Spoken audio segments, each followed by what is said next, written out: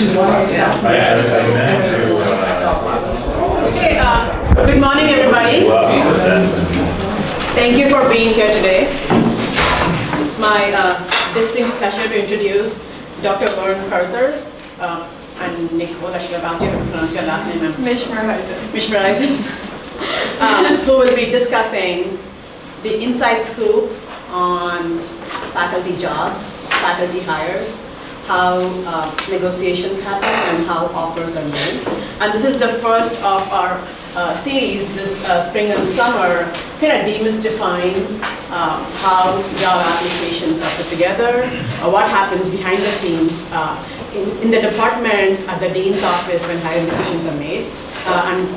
Vern is first of our four esteemed faculty colleagues who will be here, followed by Peter Hitchcock, who will talk about preparing a tenure track application. Laurie Isom, who is the department chair of pharmacology, will come talk about from a faculty chair's perspective how those decisions are made. And then finally, Dr. Kate Barag will talk about negotiation in general, but also with a pretty heavy emphasis on negotiating faculty job offers, space and resources, not just salary, which is typical in all job offers. So I'm so glad that Vern is here today. And I think one of the biggest strengths of Dr. Carruthers, which I saw when I saw his CV, of course he has been on many search committees, and a lot of faculty colleagues recommended that he be our first speaker for the series. But what kind of stood out to me is that he serves on mentoring committees of a number of young faculty members. And some of them I think he has taken the initiative, and he's an informal mentor. For some of them he serves on formal committees. And his CV is a true testament to how many hours and how much time he spends on being at least 8 or 9 committees that's on his CV currently he serves on. So I think he has a good perspective, not only what happens during the search process, but also what happens when the faculty arrive here on campus and how to help them through transitioning from a postdoc position into a tenure track position. And Nicole, our star moderator, is a grad student in pharmacology. And if you guys read the little description on Nicole, Nicole is not only an accomplished scientist, she has the NSF fellowship, but she's also an NCAA running champion. And if you Google Nicole, you'll find all kinds of amazing information about her accomplishments. So thank you, Nicole, for being here. And if you want to be Nicole for any of our future series, let Maggie and me know, because Nicole reached out to us. We asked students and postdocs if you want to be a moderator. And we welcome anybody to put their name in the hat. So if you want to moderate a future event, let one of us know, or just when you have the evaluation, you can just put your name in the bottom that I want to be a moderator. So that being said, it's going to be Nicole and Vern's show. I'm going to sit and observe and enjoy. Thanks for being here, everybody, and thanks for the introduction. So I just wanted to start by asking a little bit about, before we get into the search committee and the job application process, and just your overall career path, how you got to the job that you have now, and what steps you took as a graduate student or postdoc in order to prepare for that. Yeah, well, I think like a lot of people in the room, my first experience in the laboratory was one that really kind of shaped what I wanted to do. I mean, I kind of had the blinders on and wanted to take this career path after I got first exposure to working in the lab as an undergraduate in a summer research opportunity. And I just had that feeling like if I could actually make a living doing this, I would love to do that, and it's worked out well, although it's taken a little while. So as an undergraduate, that I felt I really wanted to go to grad school, and of course did a PhD, and then from there came into the U.S. I'm originally from Canada, and did a 4-year postdoc in New York City at Rockefeller University, and that went pretty well. But once I finished that, of course, I wanted to get a faculty position. But the job market was horrible. The NIH funding was terrible at the time. No one was really hiring, it seemed. And so I really had sort of this time where I had to really think about what I wanted to do. I wanted to just leave the area that I was studying at the time, which is in infectious diseases, studying parasitic infections. At the time I was working on tropical infection, and no one seemed to care about that in the US.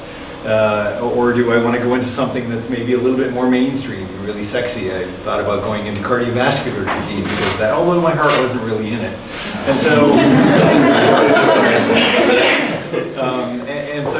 I decided I'm just going to change into a different system, into a system that really does affect the health of rich countries, including the United States. And so that was, I think, a pretty good tactical move. And so I did a second postdoc at Washington University in St. Louis, going into a new system, one that was kind of up and coming at the time. HIV/AIDS was a huge issue, still is, but at the time there were no treatments for it, and this was an infection that affected that population. So that worked out really well. After that, and having new opportunities to really develop new projects, I managed to get a faculty position at Johns Hopkins University. I applied for probably 80 faculty positions through that search and got 2 interviews and 2 offers, but one that was reneged. And so at the end of the day, the opportunity at Johns Hopkins University is the one that I took, and had my group there for 8 years, which went really well. But then there was an opportunity that came up here. I was very interested in getting back into this area, and Ann Arbor just seemed like a great place, as well as the institution, of course. And that was a great move too. I really enjoyed being here ever since for about 12 years now.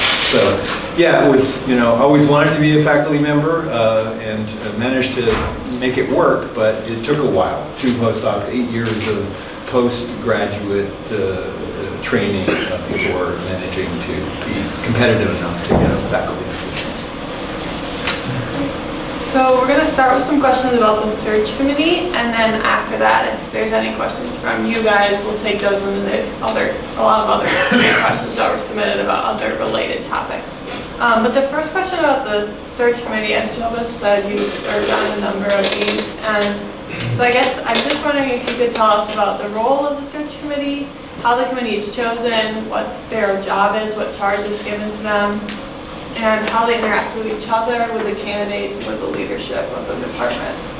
Yeah, obviously the role of the search committee is to identify the best candidate for that open opportunity in that particular department or unit, whatever it is. And it's going to be different depending on the department. So sometimes departments or units will just want to get the best person, regardless of what they work on, pretty much. There's a little asterisk to that we can talk about some more. Or sometimes they're actually looking for someone in a particular area, general area. So for example, our department is mostly about infectious diseases and the immune response to those infectious diseases. And so there are different categories of infectious viruses, bacteria, parasites, and even immunology. There's sort of innate immunology and adaptive immunology. And so sometimes there will be, sort of within one of those sub-fractions, there will be a search going on as well. For example, when I came here, there was a new chair, and so often when a new chair is appointed, they have the opportunity to shape the department. So they will have a certain number of slots that the dean has said that they can support and fill, and so. And there were several. There was one for a virologist, one for an immunologist, one for a bacteriologist, and then one that was open. And that worked out great for me because I was politically neutral. Working on a parasite, it wasn't as though it's going to be overbalanced in one particular area. So I think that also influences who is asked to be on the search committee. Right? If you have, you're just trying to get the best person, then they will want to have representation from lots of different faculty in that department, in different areas, right? In our department, it would want to have an immunologist and a virologist and a bacteriologist and such, so that they have this, so that it doesn't end up being too heavily weighted in one particular area as well. Whereas if it is more of a focused search, then they'll want to weight it more in those kinds of expertise, so that those people can better evaluate the candidates and how much impact their research has had and might have on that particular area as well. So the composition of the committee will be influenced by whether you have a completely open search, but also or whether they're more specialized. Now I'll say also that you know, I think departments typically realize that they can't do everything, that they do going to have some certain strengths that they want to try to build on, thematic aspects too. And so that's something to consider as well too. You know, if you are looking at an opportunity in a particular department, you want to kind of look and see what are their strengths? Do your strengths kind of fit with those, or are you going to be completely an outlier where it might not be such a great fit too?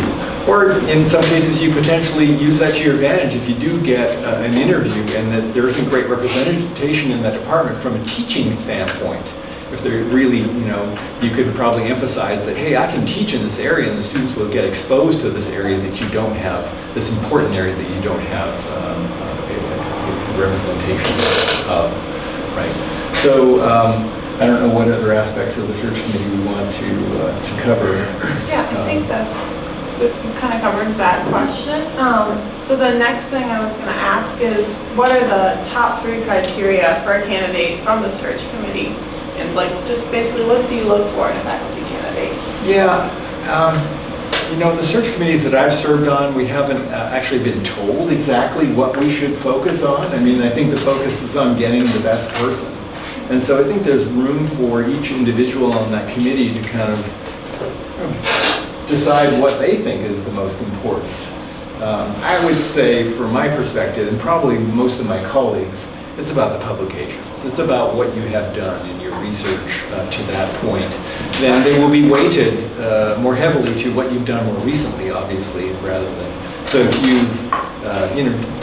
if you had a really strong graduate experience, but you did even better in your postdoc, then that's going to be a good thing for you. If you did really well in your graduate experience, but then somehow things didn't work so great, then obviously that trajectory is not quite the same.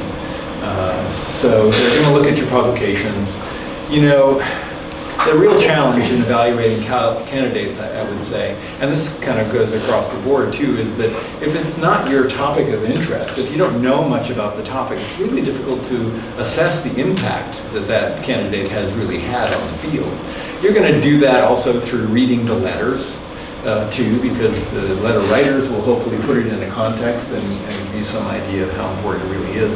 But what they're going to do, unfortunately, is they're going to look at the journals that your papers are in and use that as a proxy as to how important the work is, which we all know is kind of flawed in some ways, right? I mean, there's several flaws to that. One is that not all papers in Nature are great papers. Some of them end up being wrong, you know?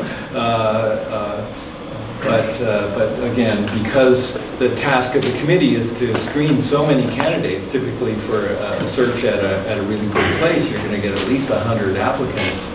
They have to have some way of kind of trying to triage these applicants, and so they're going to look at papers and they're going to look at the journals that they're in.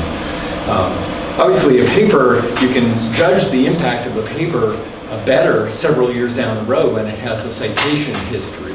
That's probably a more strong metric of how much impact that paper has, how much attention it's gotten. But even that has to be carefully assessed in the sense that different fields get more citations than other fields too. So publications definitely, you'll track your record.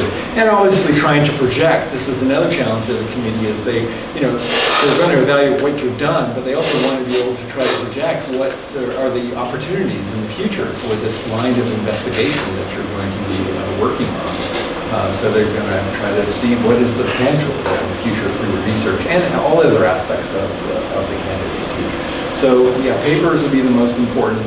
The letters are very important too. Your letter writers definitely want to obviously have your mentors write letters for you. And to some degree, the stature of those individuals matters too.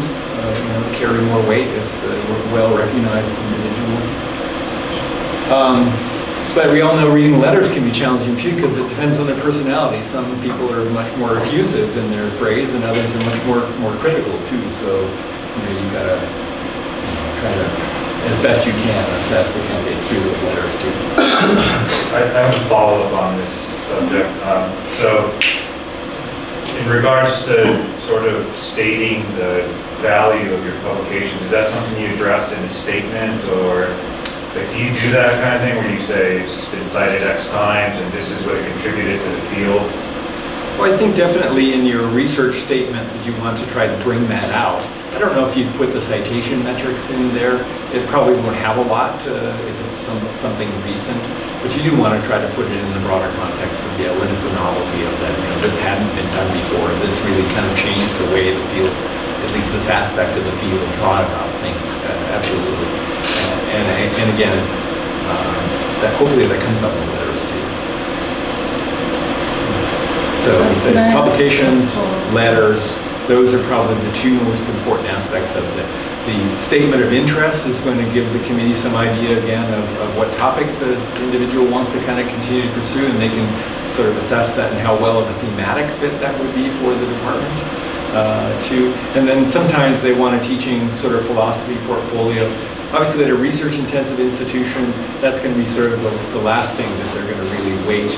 But obviously at a smaller teaching college, that's going to be weighted much higher. So how about the P99 grants or something? Do you look for that, or is that a consideration? Well, I think we'll get to maybe talk about that a little bit more later, so maybe we'll hold on to that. Yeah. An important one.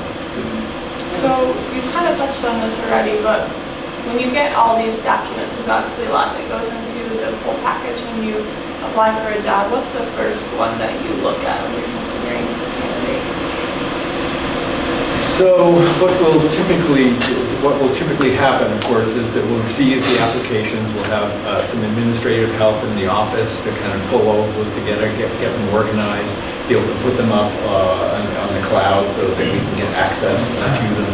A spreadsheet will be generated of all the candidates, and then typically what the search committee does is the chair of the search committee will then sort of assign reviewers for the applicants. Each applicant may be reviewed by 2, maybe 3 faculty members on the search committee, and they're going to be charged with doing an initial assessment of those candidates and giving some sort of a score to them, along with notes, of course, so that those can be viewed by the other members of the committee. And so really the first thing we look at again are really the CV. The CV is critically important in that, because this is the synopsis of everything that candidate has really done. So you do want to make sure that your CV is in good, easy to follow kind of a format. Another thing I'll add is that I think you really want to be updating your CV every time something happens that's worth going on that CV. If you say, no, I'll just do it periodically, you'll forget about things. And it's so important to have a really, fleshy CV, I would say. Not that it's just the little trivial things in there. Of course, you have to decide whether it's important enough to put in your CV. But, and the committee will know what to really look for. They can zoom in on the really important parts. But there's, those additional kind of peripherals that I think also sort of show that you're actively involved in lots of different things too. So don't forget to update your CV every time something happens that you think should go on there. Make sure you put it on there. So yeah, they're going to look at the CV and then the letters, I think, would be next, and then the statement of research interest. Great. So what are some of the common red flags that you see when you're looking through the applications? It's a major factor that could completely ruin anyone's chance of getting the job. Well, I think, again, the lack of publications, especially in the most recent training experience, that will be something where that proposed or that application is going to go kind of further down the list. If a candidate has gone through, say, 3 or 4 post-graduate training experiences, then they start to become a little bit less attractive, I think, for these opportunities. Just because you start to wonder, well, why haven't they landed yet? I mean, it's challenging to get a faculty position, no doubt, but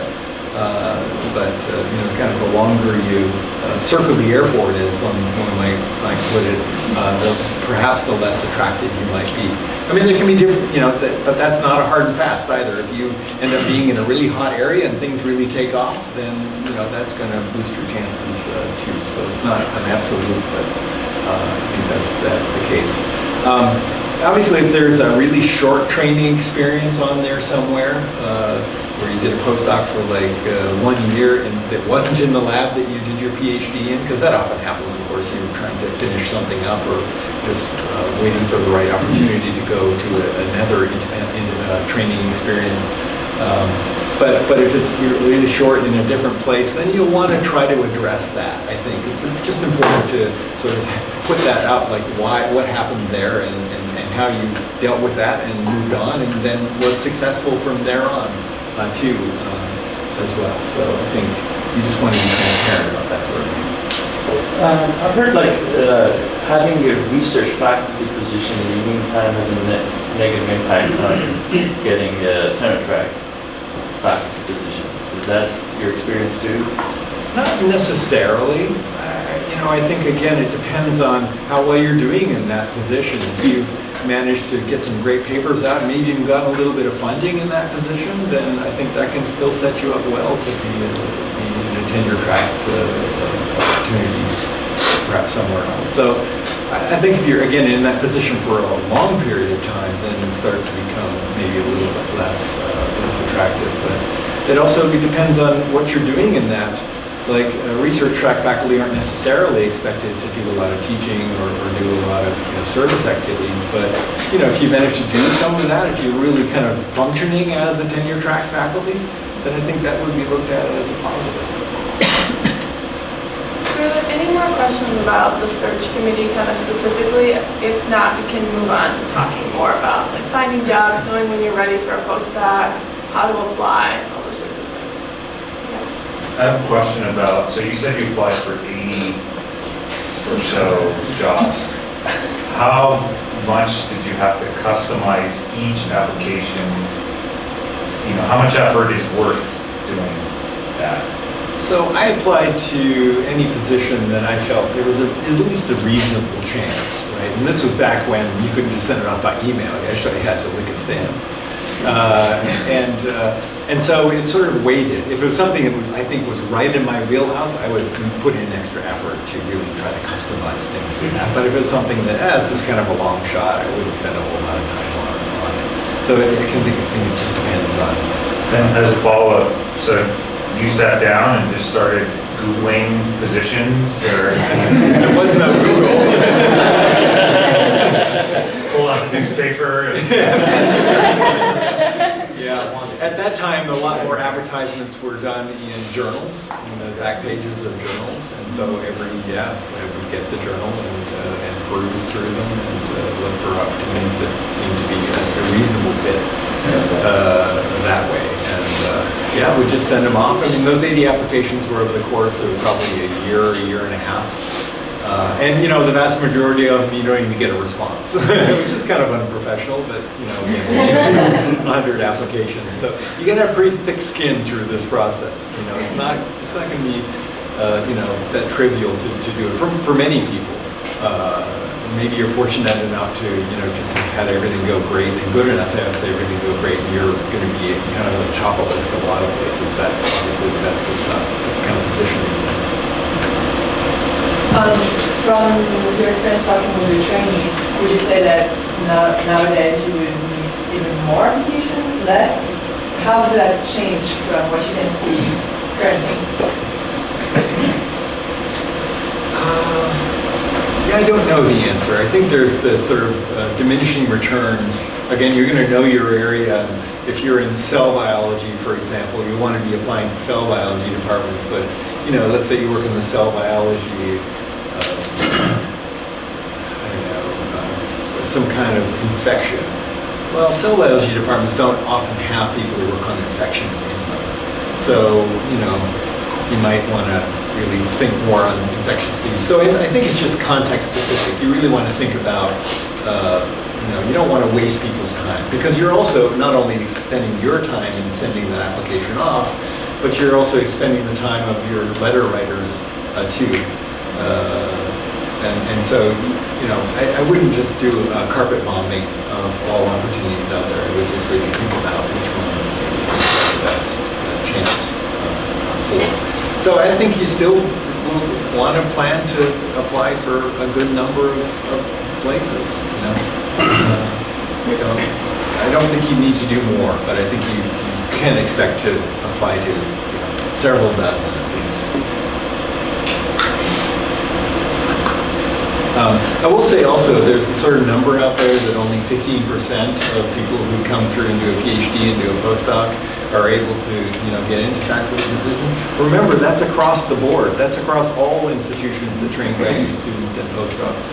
I think that by being at a strong university institution like this one, the number's probably higher. So don't let that really discourage you. 15%, oh, my chances are so low. It's going to be higher having a training experience at good places, including here. You talked about the publications and the impact factor of the journals where you published. So there's a large discrepancy between the impact factor of journals in one area and other areas. So if you have a very straight career path, you did your PhD in the same area, then your postdoc, then your faculty job, then that's easy because people know what the impact factors are.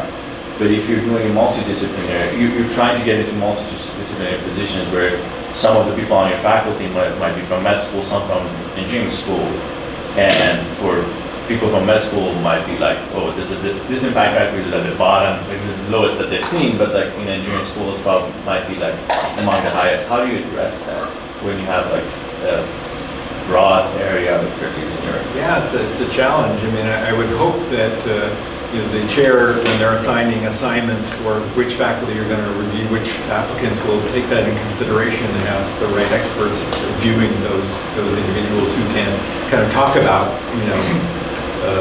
that this is the best journal in this particular area and be able to convey that. I don't think many search committee members actually look up the impact factors. They're going to just sort of, do I recognize this journal? Does this look like a specialty journal? Or does it look like one that is serving a wider audience? Obviously, those ones that serve a wider audience are going to be considered a little bit more substantial.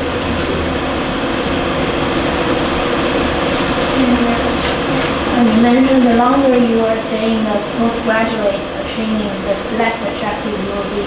So is it a bad idea to do a second postdoc, and how long will you recommend the limit to be a postdoc before you can find a faculty position? Yeah, that's a really good question. As I mentioned, I did 2 postdocs, both were 4 years long.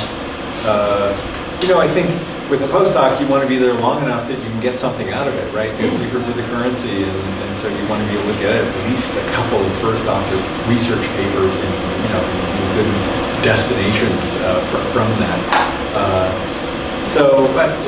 I've seen other successful applicants that have been in postdoctoral training for at least 8 years, maybe even 10 years. Again, it just depends on what you've done in that time. They're going to consider the length of the time, the density of productivity through that time, and then the quality of the work that's kind of come out of that. But I think once you get into 12, 15 years, you think maybe you should. It's going to be more challenging.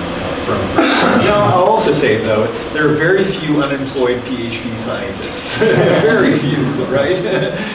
So, people find their way. I mean, there's really a need for smart, science-savvy people out there in a lot of different career paths. Sort of this, I think, in some ways, some students or other trainees kind of think, wow, it's going to be so hard, or it's going to be really difficult to find my way. But there are opportunities out there, and if you decide that you don't want to stay in academia, be a faculty member or whatever, there are lots of other opportunities, and you just got to do your homework, and you got to network. You can be in charge of your own destiny if you really take charge of it. Kind of on the flip side of that, of what's too long, what's too short, or when do you know that you have enough on your CV to start looking for a job? Because there's a lot of effort and time to do that, so you don't want to do it too soon. Yeah. So I've tried to tell my trainees, and we're scientists, so we like to think of numbers and like to think objectively in that way. I give them actually a currency of papers. I think if you have first author research paper, that's a currency of one. You get one credit for that. If you're a middle author paper, it's a half a credit, or a review article would be half a credit, that sort of thing. And if you can have 1 credit per year, I think you're on a great trajectory. So just you do a 5-year PhD, you do 4-year postdoc. If you're on that kind of a credit scale, I think you're ready. Now again, if you just really kill it and 2 years into your postdoc, you've got that really field paradigm shifting paper, then why not write it and start looking at opportunities there at that time. So I don't know, it's hard to say. It really is. Oh, sorry. Go ahead. I have two follow-up questions. So the first is, as NIH and other institutions are pushing big research training areas to move towards shorter postdocs, have you seen a shift in the type of application in terms of that currency that you're talking about? Michigan has a 5-year rule, Stevens has a 5-year rule. A lot of other institutions are going to go there very quickly for postdocs. 5-year rule meaning that you need to move into a research track faculty if you're going to be in the same place longer. Do I see what? Kind of a change in how the discussions of faculty searches are in terms of, if you evaluate someone that has 8 years of postdoc, hopefully they have more papers than a 5-year postdoc in general, but that changes the dynamic of how you compare those candidates maybe. It's true. Is that at all, or? I think they do try to consider the density. They'll consider the length of time in terms of how many papers and such that come out of it. But, I think that you're building a portfolio, right, of experience and knowledge, and so in that sense, someone who's gone into a research track faculty for a couple of years or a research associate, I think they'll still be viewed, as a strong candidate, as long as they continue to be productive. I think it's just, again, once you get into much longer is where it starts to maybe diminish a little. And then you mentioned about kind of the evaluating middle authors as papers, and I talked to a couple other chairs in other institutions where they say they're trying to get away from evaluating that so discreetly because they don't know the politics behind a lot of it, because it is so competitive for papers now that a second authorship may have done quite a substantial amount of work. And I'm wondering if that discussion was had. I can only say my view on this. I think I do, if I see a second author paper, that definitely counts for more than someone who's just buried in the middle of a big, long list of authors. So you kind of notice that. But it's really about the first author papers that you're going to really look at most carefully. And it's going to be mostly about the research papers. If you've written a review article and you're first author, that also carries some weight too, because it suggests that you're capable of integrating information and you're really maybe part of becoming a thought leader in that field as well too. So definitely we'll consider that also. Maybe that gets, 0.75 credits. We didn't try to dissect it that closely. Just a minor technical question. When you are co-first author, months after, how do you highlight that in your resume? Yeah, well, people typically highlight it with the asterisk, right? So asterisk, and then I would suggest that don't put the footnote to that asterisk at the bottom of your reference list. Put it right after the citation itself. I don't know if there's no, to my knowledge, there's no international committee that decides on how to, give credit to co-author papers like that, for co-first author papers. In my view, if it truly is a co-first author paper, then you have to, if you're in the second position officially, you have the right to flip it around and just say that this is truly a co-author, and that's my view on it. The problem is that it's hard to find paper because we look the paper up and interesting. Yeah. Yeah, it's true. Yeah. So how do the senior author papers made? Yeah, so senior author papers.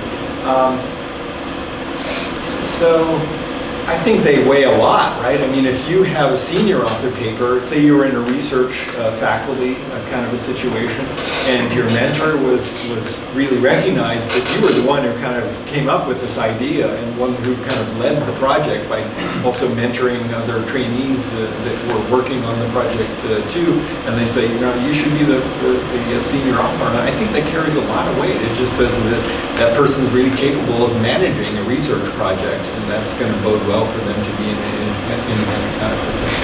So given a choice between the first author and the senior author, what should I choose? Well, Yeah, please give it that. yeah, no, it's a really good point. I would suggest that, especially if you manage to get some funding, and actually, this was kind of your idea, your project, you should be the senior author on it if you have funding for it. If you didn't have funding for it, and you're in kind of a postdoc kind of a situation, then I would definitely go for first author. If you're research faculty, that's a little bit different. Again, if you're a little bit more mature on that side of things, it might show that you can be a leader if you're the senior author. And if you did everything yourself, you should be first and last author. So I want to circle back to your question about the K99s or R00, the training grants. Talk about how those impact the success of an application and if they're necessary or not, and how strong those are considered. Well, they're not necessary. The vast majority of the candidates that we've seen on our searches don't have a transitional award like that. Obviously, if you do have one, it can be a considerable asset because it's shown that you have the capability of writing a strong application. I would say that also assets are if you've gotten pre-doctoral fellowships, got postdoctoral fellowships, those show that you can write an application that that you were able to argue why this is important and why it's worth doing. That will also highlight well on your CV. So having one of those transitional awards is definitely a huge advantage because that means that the department recognizes that you're going to come in with some funding already, it might mean that you're also going to be kind of near the top of the list of several different places that you apply to. So it can be a huge asset, but it's not absolutely necessary. Any other questions about kind of the job application process or how to know if you're ready? Or is we going to talk more about the interviews as well? I would also say that you definitely want to talk to your mentor about when am I going to be ready. Not just talk to your mentor, talk to other faculty who you feel comfortable with too, because the more information, more viewpoints you can get, the better it'll be. And ask them to be frank. Ask them to be candid. So because otherwise, you might not get the right answer. It may not be the answer you want, but you want the right answer. I was going to follow up on the networking point you made. So how does that actually impact, is someone's name, someone knows someone, is that actually floated in the search committee? How does that work? So I'm glad you brought that up. I think one of the really great things about the United States is that it really is a meritocracy in this way. It's not really so much about who you know in terms of getting these positions. I mean, there certainly are cases where that's helpful. But in the search committees that I've served on, it really is just about trying to find the best possible candidate, at least at the assistant professor level kind of searches. If you're bringing in someone who's a little bit more senior, then that can be a little bit different. You really want to be thinking about, how is this person going to interact with the department? So how does networking help? At this level, it doesn't sort of hurt to know more people, right? At least they know who you are, and then they see your name come up in the list of applicants. Then that's not a harm. But I don't know that that's going to, again, it's going to be a search committee. There's not going to be one person on the committee who's going to be able to necessarily sway everyone and say this is the candidate we want to go after. It really is a very democratic process where everyone has a voice in it. Too. So that's how we try to get the best person. But evaluating people is really challenging at all levels. And you just do your best and try to get the best person and hope it works out well. So one more follow-up on this. So if you or a colleague on the search committee has been to posters, talks, whatever, will they say that in the group discussion? You know what, I've discussed science with this person, and they seem to be I think so. Absolutely. Yeah, I think so. Sure. Again, I can only go from my experience. The search committees I've been on have been very open about things that are not targeted searches at all. But there probably are other cases in which there are really more targeted. Really, like we saw this person at this meeting. They give the best talk of the meeting. This is someone that would be really a great fit for our department. And then, it's pretty rare that they'll just go after that person. Generally, they're going to have a search. It's probably required in most institutions. But that would be a way to kind of get yourself up in there. Almost certainly going to come for an interview kind of a level. So definitely, you get a chance to talk at a big meeting.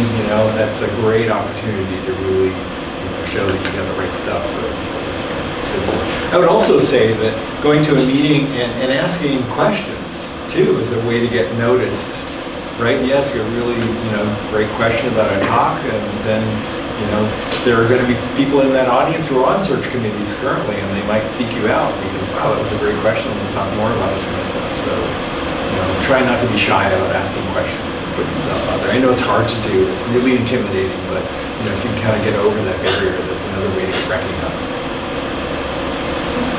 What are the best ways to find openings? Because you said most of them used to be in journals, but it doesn't seem like that's quite the case. Yeah, I can't really answer that question because I haven't looked for a job. Thankfully, I haven't had to look for a job recently.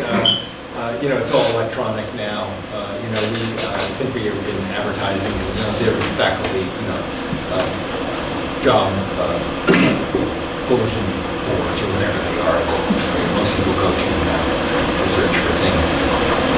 So it's all electronic these days. There are almost no advertisements in journals anymore. Can I add something to that? So in science and nature jobs are probably main. And then the department websites oftentimes also post.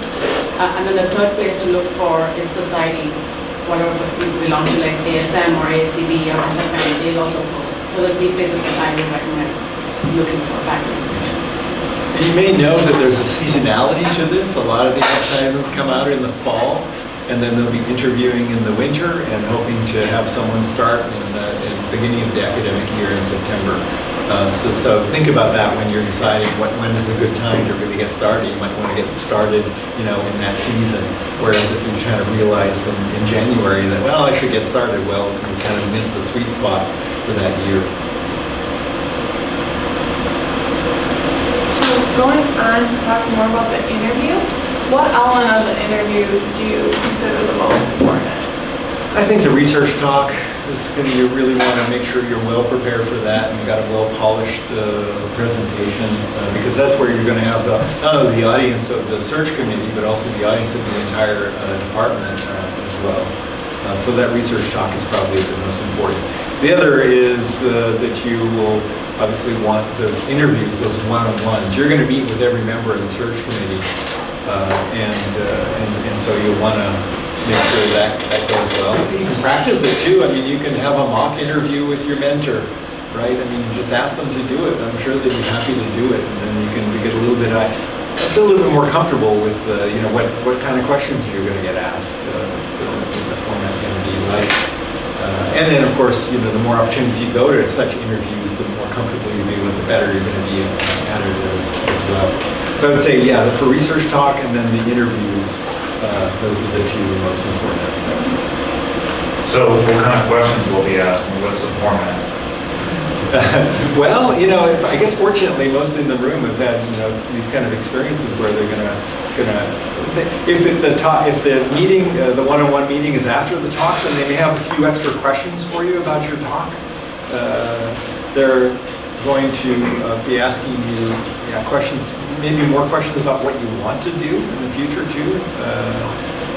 And they may be asking a question about who do you think you would collaborate with in this department. And so if you get to the point of an interview, you definitely want to do a good amount of homework on who are those other faculty, who are the ones you see yourself really synergizing with and wanting to, maybe collaborate, or at least have those hallway discussions about things too. And then, they may want to share some of their research experience too. And you should be, obviously inviting of that too, because everybody likes to kind of talk about their own work, and hopefully they don't just end up using the whole time doing that. But, again, that's an opportunity for you to be really listening carefully and asking thoughtful questions of that. Show that you're interested in it. If you start yawning in the middle of it, that's just like really bad. It's like So we have a question in the back and here, so we will go to you first. When you have kind of interdisciplinary expertise, how well is it seen to say, I would try to collaborate also with this department that is not really for the job right now, but it's like trying to bridge gaps. Is that a good thing? Oh, I think so, absolutely. I think everyone appreciates that, this whole enterprise has become more team-oriented and more interdisciplinary, and, truly, if you truly have interdisciplinary or strongly interdisciplinary, physics, biology, or engineering and biology, those things are recognized as considerable strengths. And if you're somebody who you feel like you really can be that bridge to other departments and units, absolutely, I think that's a huge asset. So I have follow-up about the research stuff that you mentioned. So, I'm a postdoc, so when I gave my postdoc, I basically talked about my PhD work.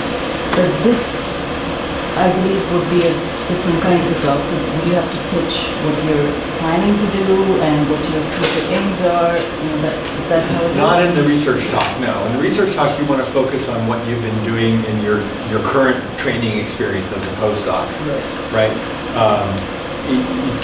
Often, but not always, the interview will include a chalk talk. There's your opportunity to kind of lay out your projection of what you want to do, and you often kind of lay it out a little bit organized in kind of grants, ideas. What's the main one that you're really interested in pursuing first? That's going to be the highest priority, and then kind of maybe a secondary one that you don't spend quite as much time on. And it's also going to probably be in your research statement as well. Again, what have I done? How does that lead into what I really want to do in the future? And why could that be really big and impactful in the field too? Just to follow up on the chalk talk, I've heard, and you can confirm or not, that a lot of applicants, the failure point is at the chalk talk. Can you comment on how or why? It can be. If you gotta kind of get up there and mumble and fumble and don't really have organized thoughts, that's not a good sign, right? So it's something you'd want to practice also. So there's no PowerPoint, I assume? Well, it depends. That's a question you'll want to ask before you get come for the visit. You'll want to know things like, okay, is there going to be a chalk talk? Because the sad thing is that, doing lead search takes a lot of time and effort on people who are organizing it, the administrators. So often the itinerary doesn't get given to you till a day or two before. And so you definitely want to know well ahead of that, is there going to be a chalk talk? So that you can prepare for that. Also, you want to know, you should ask who's on the committee, and so you can spend some extra time looking at what they do and what their interests are, some extra homework there as well. So, yeah, the chalk talk can be important. It's not in all searches. Sometimes they'll do the chalk talk in the second visit. And sometimes they'll let you do PowerPoint, or sometimes they'll say, no, we do really want to do a chalk talk or a whiteboard kind of a chalk. And you'll want to know that ahead of time, right, so that you can prepare accordingly as well. So, definitely good questions to ask before you come, well ahead before you come to this. So what does it ask, or what does it mean if you get asked to come for a second visit? And if you get invited for a second visit, or if you get an offer, when should you notify other institutions that you should apply? So again, many searches, you're going to have a good number of applicants. They're going to whittle that down to a short list of anywhere from 3 to up to 6 individuals who will come in for a first visit. And then of those, they're going to have to decide who do we want to bring back for a second visit. At the assistant professor level, typically it's one person. You're not going to bring in more unless they have potentially more than one opportunity, more than one slot to fill. And so, you know, if you get back for a second visit, that's a great sign. You're almost certainly going to get an offer, right? And so this is when the table flips. It used to be that you were the seller. Now you're the buyer, which is a great feeling, right? Now, you don't want to go in there with all the swagger and arrogance that, you know, I'm the best thing since sliced bread. But, you know, you should go in and, you know, be, you know, assertive and think this is the, you know, my chance to really start to talk about, you know, if I'm going to come here, what am I going to need to really make this work well? Yeah, so second visit, getting back is a great sign. You're probably going to get an offer. Although, as I mentioned, I had an offer that was just verbal after interviewing, and they reneged on it. So, good, you know, it doesn't necessarily mean things will work out, but in most cases, it's a great sign. Have you seen anybody rejected after the second visit? No, I don't think so. No. I mean, you have to botch it pretty badly, I think. Typically, in a second visit, they're going to want your significant other to come with you and your family, because you're going to be maybe even going out and looking at houses. You know, they'll set you up with a real estate agent. I mean, this is where things really start to get to the point of where, okay, how do, you know, it flips. Again, the chair is going to be wanting to recruit you. What can we do to get you here? So on that note, part of your second half, argument half is also researcher. The two-body challenge. Yeah, that's a huge challenge. It helps if you're being recruited to a big institution where there may be more opportunities. The U of M has an office, a dual career office here, where they, you know, really work hard to figure something out for the significant other, you know, in terms of their professional. If it's in research, you know, at the university, then they're going to be looking to see what other units might be a good fit for that spouse. But even beyond the university, they're going to try to network and connect you with opportunities. So when is a good time to talk about them and who should be? Well, I think, you know, you want to talk about it at the second visit. I don't think you want to talk about it when you do the first visit, because, you know, that could potentially work against you. I think you want to be, you know, the one they want, and then they'll do everything they can to try to get you there.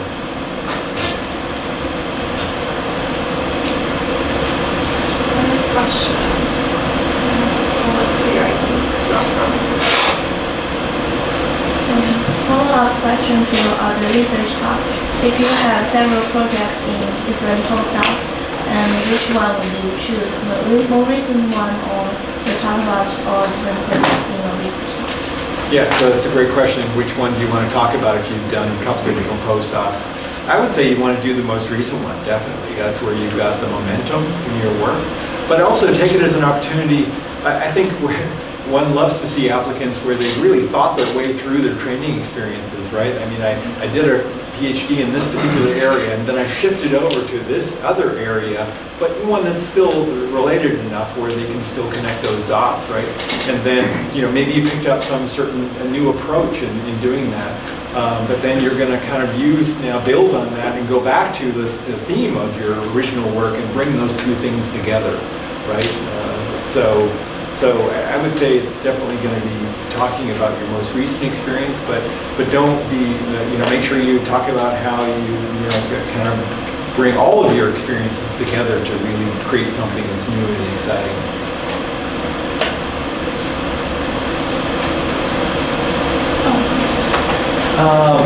I don't know if you encountered this in your area or not, but in terms of like commercialization, working with industry and technology transfer, I've heard conflicting things. Some people think that it's a very positive thing. Some people think that, you know, some professors don't want somebody who's focused on science, and they're afraid that, you know, this person is just coming in to make some money. Have you encountered that, and how do you feel about it? Oh, I don't know. It may depend on the particular area of the field. You know, if you've been involved in product development or translational aspects, then, you know, that may be weighted in certain areas more heavily than others. You know, if they're, you know, I mean, we want to see dynamic individuals, right? People who are, entrepreneurs in a little bit. I mean, when you are running your lab, you're like a small business owner in some ways. And you're kind of generating, funds through grant applications. And, nowadays, NIH is, well, it's always been a challenge, but maybe even so now, so you got to be thinking about what other sources of, support can I get from? You can draw from industry, that can be a big asset. I think that the university here has recognized that having these partnerships with industry can be a really nice supplemental support system for research here. So I don't know that they're looked at as a negative. I don't think I would look at it as a negative. Another question. I've heard like it's very difficult to get a faculty position at the same institution where you're doing a postdoc. First, is that true or not? Second, if you really want to stay in that institution, do you suggest any strategy like to achieve that? It's hard for me to say how difficult or easy that is. I think that I've seen many successful cases of people who do start out in some sort of postdoc and do really well. I mean, especially if you have very supportive mentors and really recognize your talent and potential. It can be a challenge though to, because you're under the shadow of your mentors too, and to be able to make sure that you stand out as being independent, that can be a challenge too. So I mean, it certainly can happen, it does happen, but whether it's easier or harder than going to a different institution, that's really difficult for me to say. I can't say. I have a question about the checklog or the research statement. So in what time scale you want to talk about your research? So say I can easily talk about 3 or 5 years what I can definitely do, but people will say you have vision of your future research. But what time scale, say 10 years or 20 years? So it becomes impractical at some point. Yeah. What level you suggest? No, I would stick to the 5-year, really put everything kind of emphasizing on that. From the department's perspective, they want to see that you come in and get a grant, get an NIH grant ideally, right? A 5-year grant. And, it's hard enough to predict what's going to happen within that 5-year period. Usually things don't go as you planned, and that's usually a good thing, because if it did go exactly as you planned, it's probably not that exciting. So, yeah, I would definitely kind of focus on it, that 5-year window there. And if they recognize you've got a good plan for that, then that's probably going to be doing well in terms of your chances of getting that grant, at least at some point. Yeah. So, in follow-up to that, how ambitious do you want to be in your proposal? And I'm specifically thinking about some universities will offer a higher startup package than others. So if you propose something that's going to be extremely expensive, I don't know if that's going to discourage them from saying, well, this person wants to do in vivo 2-photon microscopy, so they need their own 2-photon. Yeah. It depends on the institution, right? I mean, I think that if it's a big place like Michigan, for example, they have the resources to, pull the money together to really support someone who needs that equipment. Is there a way to find out what average startup packages are per university? Yeah, it varies a lot. They've been going up. It's like quite a bit, but generally, I would say at an R1 institution, it's going to be at least $750,000. That's a startup.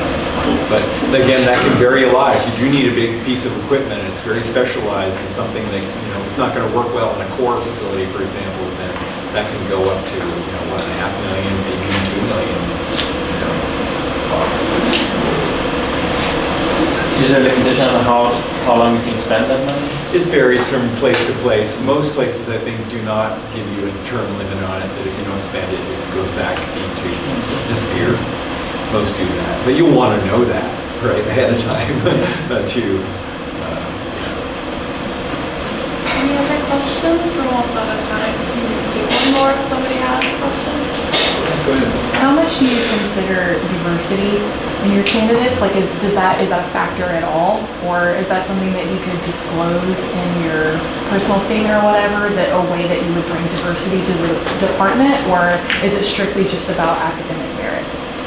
It's going to vary from institution to institution. I would say here, this is a major emphasis area. Yeah, they will recognize if someone brings more diversity, that's going to be a certain asset to that person. So if you can bring it out, in some way, kind of subtly, it's probably best. Then that would be probably a good idea, I would say. Absolutely. That's why I think we had a hand back there first, and then Just sort of, as we're closing in on a high note, assuming that we got a position, how flexible is the negotiation for how much you get paid?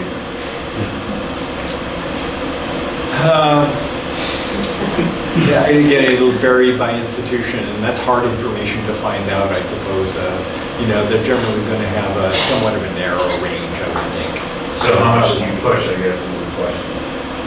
It depends. If you have another offer somewhere else, you can really push. But if you don't, then you probably don't want to push too hard. It might not reflect well on you. You want to get off to a great start, honestly. Yeah. Maybe last one, yeah. How much weight do you give to service during your postdoc? A little.